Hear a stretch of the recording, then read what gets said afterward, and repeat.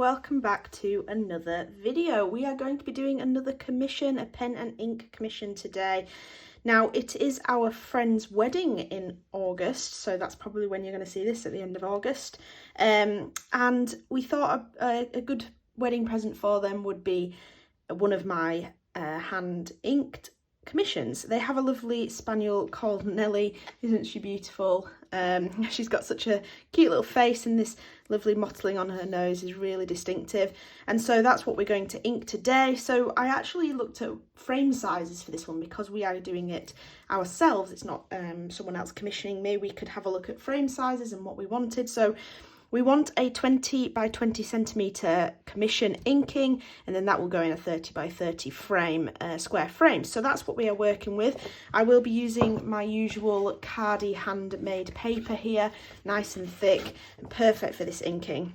And I will be using my Bortoletti dip pen and my Bortoletti ink. Now, in the move that we did very recently, we had a casualty, and that was the tip of my dip pen. Thankfully, the back tip, so it's just the end of the dip pen here. I was really sad about it, but you know, that was the only casualty during the move, and I feel like that was an achievement. It just so happened to happen to my favourite inking pen, but it did happen. But it will not stop me from being able to ink with it, so thankfully that is fine, and I've not lost too much weight on the pen either, so it should still work beautifully like always. So that is the dip pen I will be using, and like I say, it works beautifully with the Bortoletti ink as well, so highly recommend if you get the ink pen to use the Bortoletti ink. I can't seem to find an ink that flows well enough off the pen other than their ink, so just a word of warning if you are to try out their ink pens. But yeah, let's get cracking. I'm going to use the gridding method to sketch out. I'm going to skip past that because you can see that in some of my previous videos and it's quite a boring, tedious process. But I'm basically going to grid this up by a 2 by 2 centimetre grid. Likewise on this, I've printed it to scale so I don't have to upsize or downsize the gridding. So I will do a similar grid on this page, and then I will sketch it out and we will get to inking. So let's get cracking and get on with it.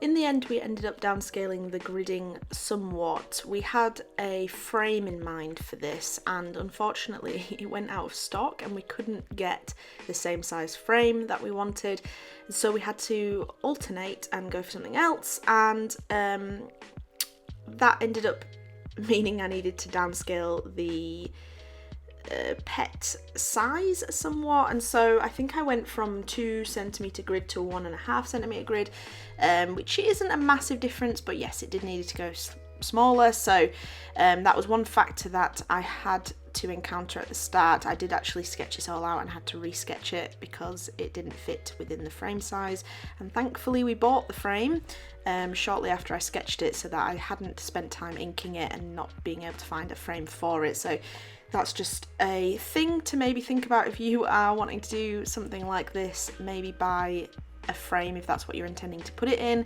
first before embarking on the arduous task of inking up a pet. And like I mentioned, the dip pen did have that breakage at the back of the dip pen, and it did affect the weight ever so slightly, but not too much. It wasn't really noticeable. I just needed to remember it was there, and it was a little bit sharp so that I didn't hurt myself on there. I actually did put a kneadable eraser over the end just to protect my hands somewhat. But I really, really enjoyed doing this. It's been a little while since I've done a pet portrait, and it was really nice to not have too much pressure. I obviously had time constraint because I needed to get this done for the wedding, but in terms of someone else putting a deadline on me, it was really nice to not have that this time.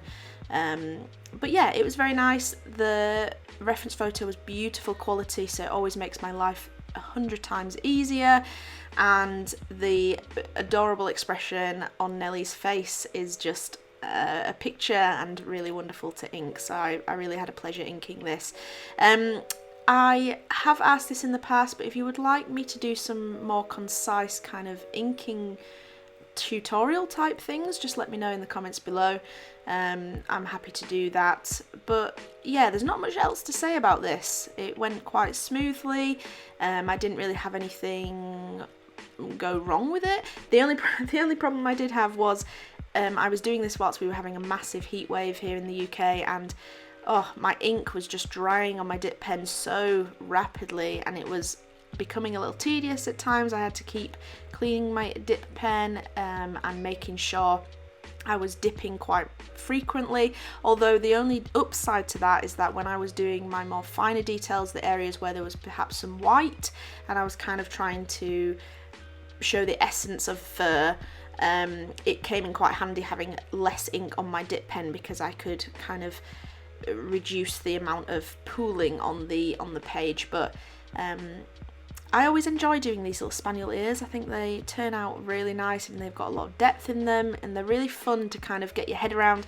And you know, as long as you get the key chunks of curl at the front, you can kind of almost do anything with the background, because it will always look like the ears, as long as you get those main key pieces of fur in there. So I always enjoy kind of experimenting with shapes and direction of fur with that.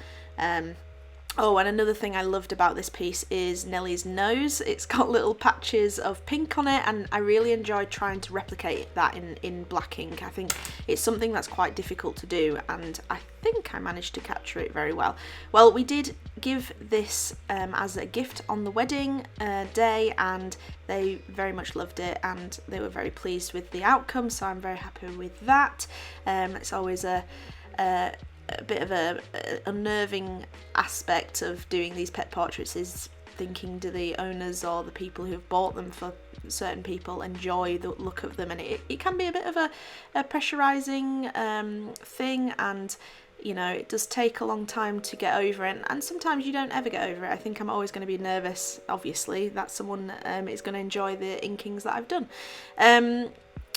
But yeah, like I say, I don't really have much else to say. It's just like any other inking video, but I enjoy showing these because, you know, it puts it out there. But one thing I would like to mention, if you've made it this far in the video, you can now purchase these on my website. So I've made listings for A5, A4, A3, and then some squares as well in various sizes, and you can go on there and purchase those outright, and then I will have an email conversation with you about photograph and the likes. But I think that's it from me. So I hope you've enjoyed watching so far, and I hope you continue to watch till the end. It really helps me out.